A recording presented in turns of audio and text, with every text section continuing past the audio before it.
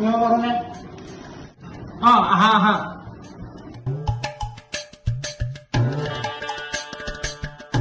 কাইলৈ যাম।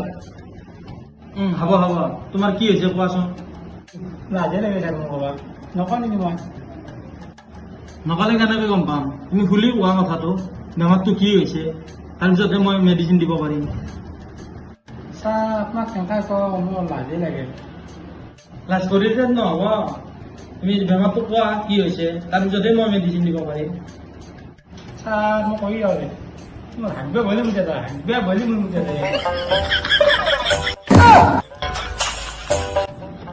এইটো কি ঔষধ দিওঁ ৰ'বাচোন এটা আছে বাৰু সেইটো দিলে ভাল পাবা তুমি